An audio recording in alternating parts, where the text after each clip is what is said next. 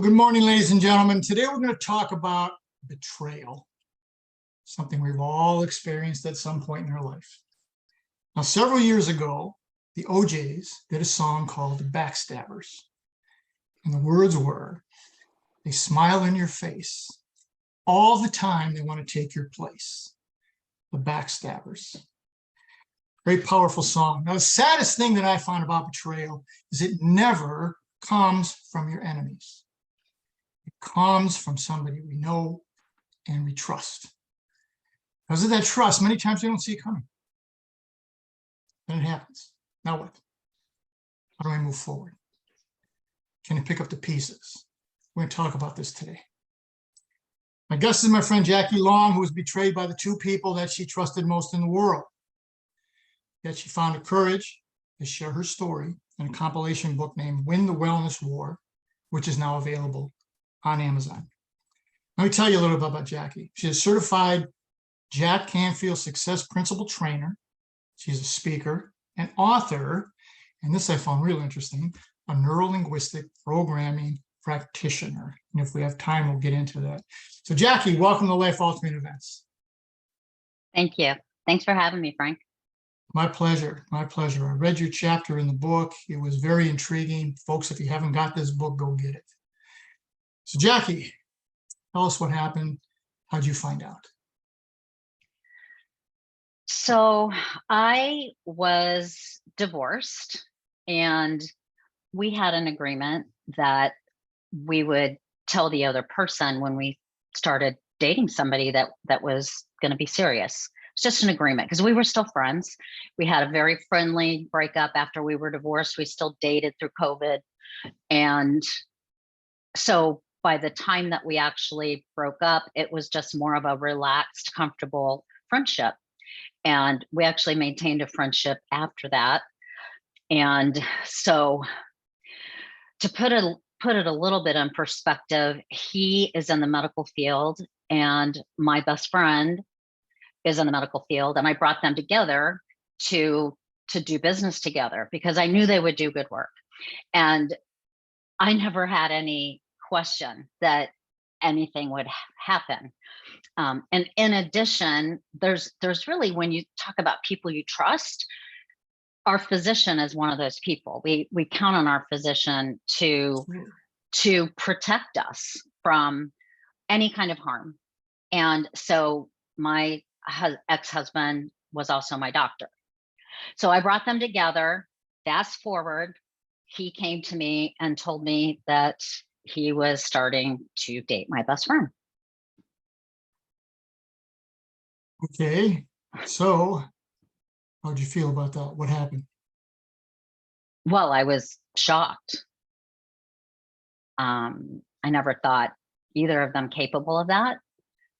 I would, well, how I felt at the time, I mean, I've processed a lot, of course, but how I felt at the time was shock, panic, anxiety, because in that moment, I lost my best friend. I lost my ex-husband as a friend, and I lost my physician in one sentence.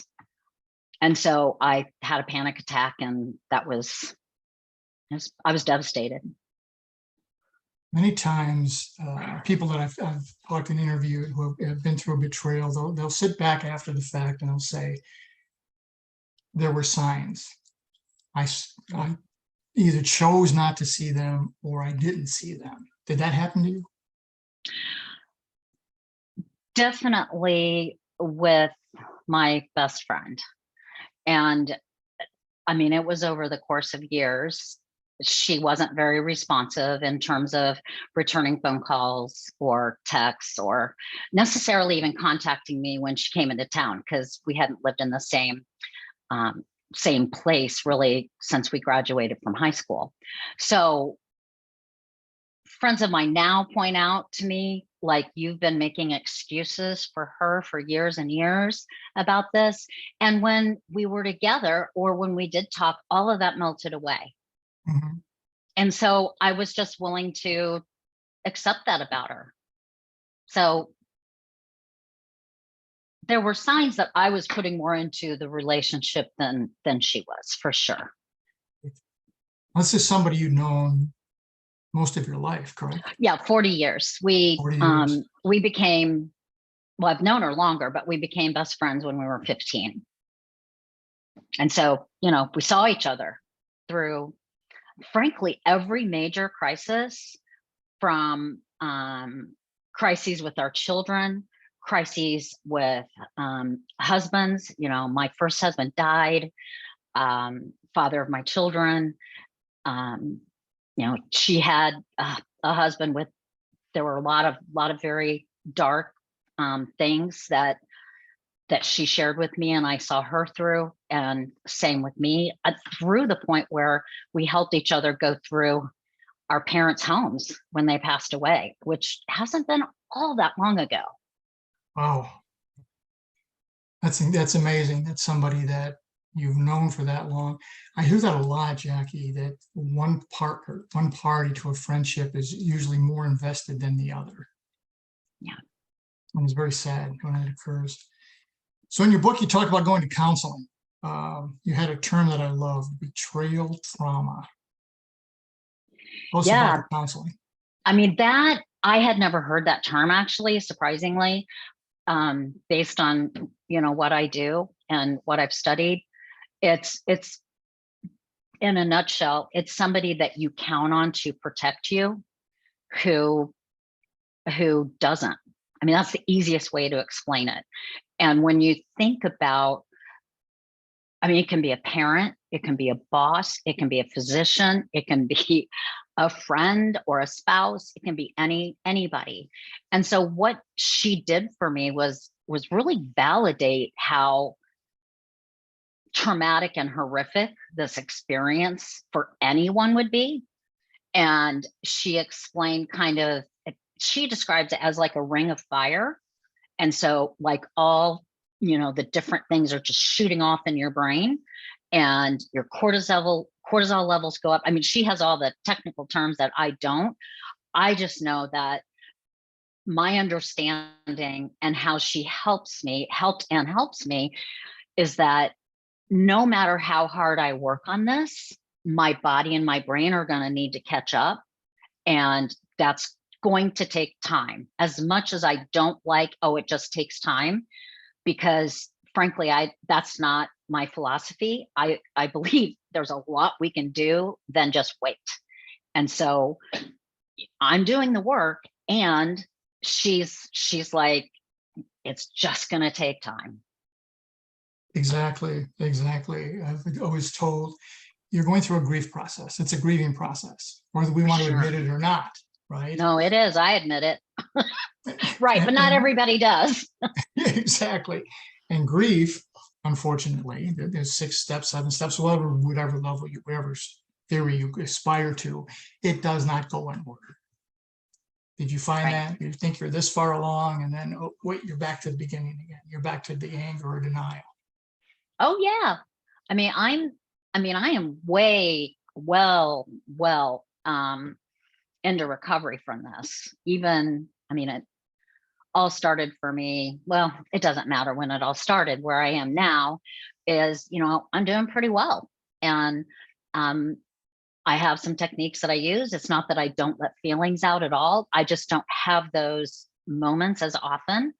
And it happened to me yesterday. I'm driving, and I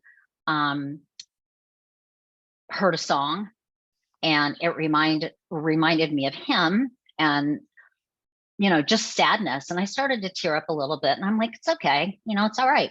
And then the next thing I know, I see, and we're not in the same part of town, but I see the street sign that is where her parents lived. And how many times had I been in that home and experienced positive feelings, and I just lost it. And that's okay. Even though I didn't like it, it's okay. I have to get that stuff out. Absolutely. That's absolutely the case. One of the things that we learn is trusting your intuition. And you write about this in your chapter. Mhm. Okay, your emotions are your emotions. They're normal, they're natural. It's almost like PTSD. It is. A trigger. How do you address the trigger? Tell us about that when you talked about your gut instinct, you're following your gut intuition, as you called it in your chapter. Well, so with him, um, we both knew, and we had and were working on relationship problems when we got married. And my gut said I needed to do things differently, and it was better to wait. And instead of following that intuition and gut that said stop, I did not want to lose him, and I moved forward. So that's one example. And then apparently the last time I saw her, my best friend, I mean, I just knew things were off. I knew it. And I came home and told somebody else, well, gosh, I hope they're not doing anything together. I forgot I said it because there was not one iota, excuse me, of my consciousness that thought either of them would ever do that. I forgot I said it. She had to remind me. Mhm. So there are all kinds of times where I have not trusted this, my gut and my belly. And I'm not doing that anymore. I'm just not. I trust it, I believe it, and I might be wrong occasionally. Most of the time I'm not wrong. Mhm. We have to listen. Absolutely. It says, you said in the chapter you wrote, I'm responsible for my own happiness and I have to put myself first. That's what you're doing, correct? I am. Yeah, I'm looking at, well, frankly, part of me putting myself first is recognizing that I have a bigger life to live without people mistreating me. And I don't want to bring that into my life. Part of that putting myself first is, what do I really want out of my life just for me, right? Not what anybody else wants, which is really what I've done for a long time. I mean, I've raised 2 kids. I had a husband who died. I had aging parents and grandparents. And, I was really putting other people before me. And now I'm not doing that anymore. I don't have to. I don't feel I have to. So it's a change of years and years of behaving in a certain manner, putting someone else first, and then turning that around to putting me first. And that's the only way I'm going to make change in my life. And it's the only way that I know that I'm going to be able to get what I want out of life. I don't know if any of your listeners know Dr. Laura Schlesinger, not I'm easy to sure they say. do, Dr. Laura. Yes. She's amazing. I mean, she can be kind of mean, but she's pretty amazing. One of the things that she says that I really like is, what do you want between now and dead? Good point. I am putting together what I want between now and dead. And I know how quickly it can change. I mean, my husband died at 54. Yes. I'm 50, almost 57 now. So I'm not waiting. I'm doing the things I want to do. It's amazing what happens when you go through something like this and you decide, okay, this is someone told me, pick up the pieces and start moving forward, even if it's a half a step each day. And some days you're going to take it 1 step forward and 3 steps backwards. But when you go forward, better times and better people come into your life. Is that what you're finding? Yes. And it's not a matter of, I don't know, better people. It's like, I don't really think either one of them are inherently bad people. I think they just made a decision without considering how it was going to impact me or many other people, to be honest. I mean, Right. to be frank. I just think they fell for each other, and that's all that mattered to them.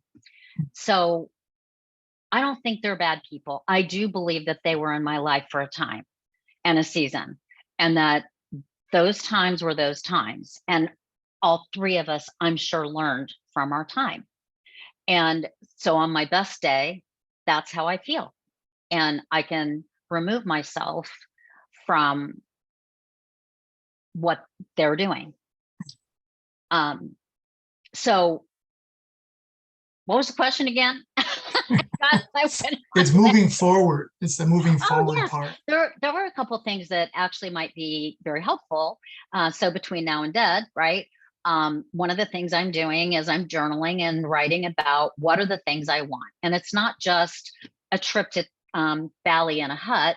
It's also, I want to make sure I'm challenging myself, such as being an author for the first time at this age. I want to challenge myself in life, and I want love in my life. I want real, deep, true love. And what does that look like to me? And what do my best friends today look like for me? And it's not the person who doesn't return my phone calls or my texts. It's not that person anymore. Right. So it's not making them bad. It's making it, what do I want? I have Exactly. no desire to slander them. None. Exactly. It's simply, this is what matters to me.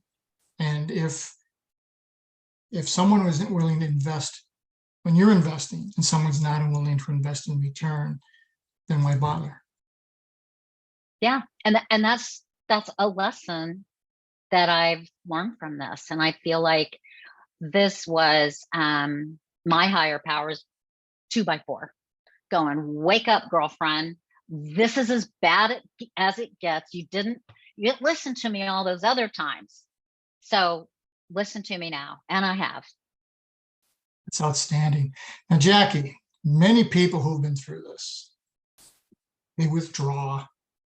They just carry the hurt inside. Why'd you choose to put this in a book? It was what was going on for me at the time. And it was very cathartic for me to write this. And the first draft doesn't look like what is published in the book, I promise you. And, bless Peggy, she was so gentle with me through the process, and just, again, validating that, I'm writing this in the middle of it, which I did. And so she had to help me get this in a form that readers would want to see. And she held my hand through that whole process. And I'm grateful for that. So I also believe, I really believe, for myself anyway, that these kinds of experiences, part of my purpose in life is to help other people through their bad experiences, because like you said, a lot of people withdraw.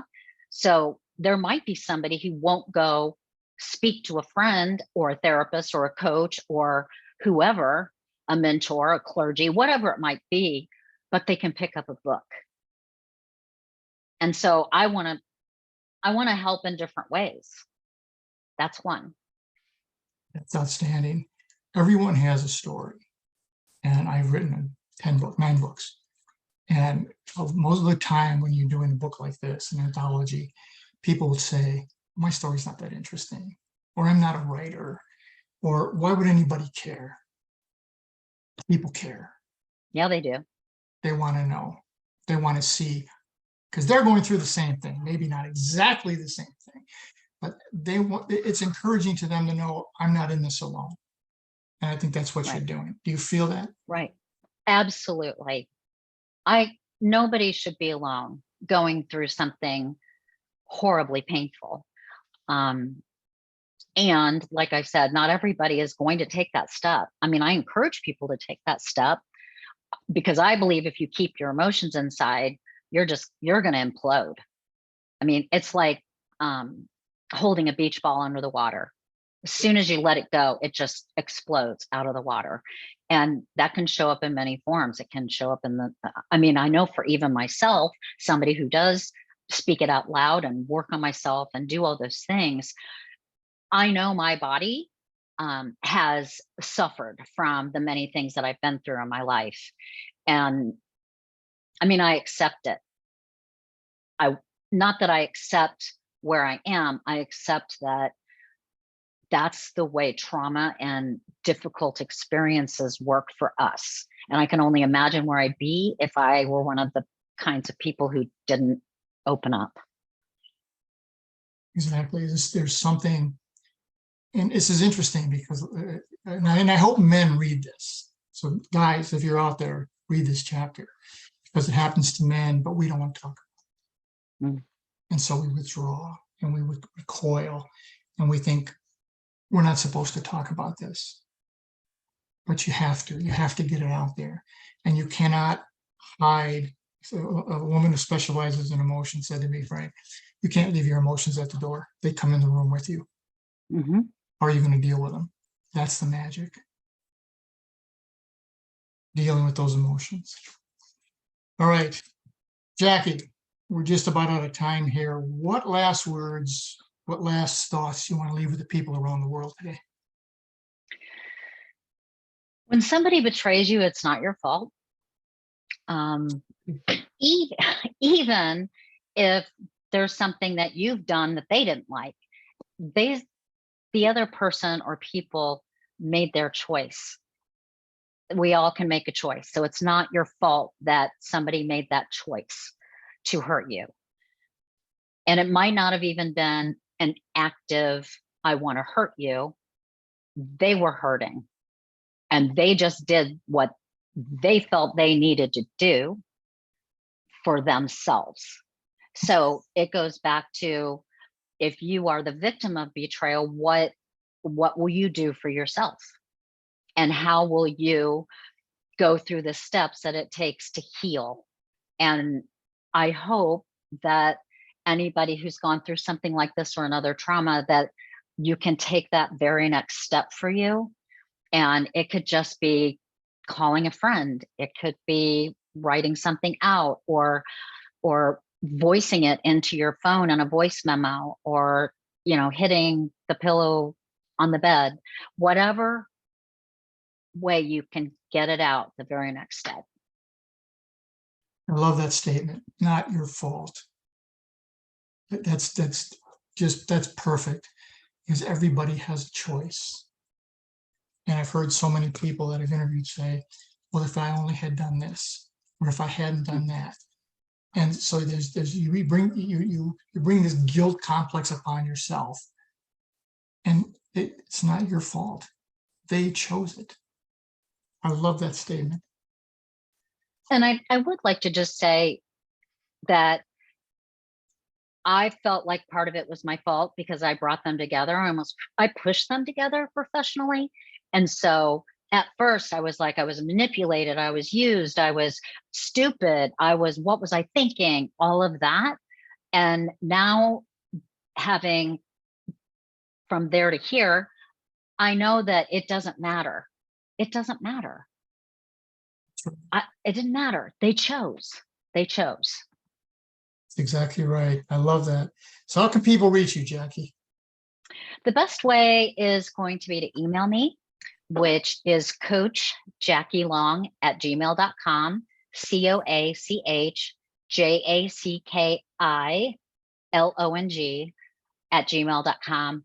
I'm also on Facebook at Coach Jacki Long, and I am on LinkedIn, not very often, but you can find me through those two sites. And I would love to hear from anybody who wants to comment or has a question. Ladies and gentlemen, I encourage you to reach out to Jacki, get her book, read her chapter, reach out to her, talk with her.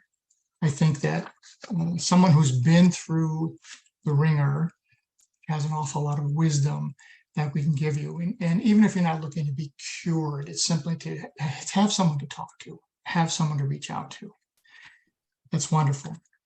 As I said, we're just about out of time. I want to thank my guest, Jacki Long, for the story, to encourage people, pick up the pieces and start moving forward after a betrayal or after a trauma that has impacted your life. And you can see this show on Parade Deck. You can see it on my YouTube channel, which is also called Frank Zaccari. You can see it on Roku TV, and now it's available on podcasts at a number of different places, including Spotify and iHeart and Alexa Music, etc. So it's going to be easy to find. I will send Jacki a link in advance, and she'll post it to all the places that she puts out her information. Now, let me leave you with this. None of us are in this alone. And the secret to walking on water is to know where the rocks are. And today, Jacki showed us where many of those rocks are. Join us again next week for another life-altering event. Jacki, again, thank you very much. Thank you.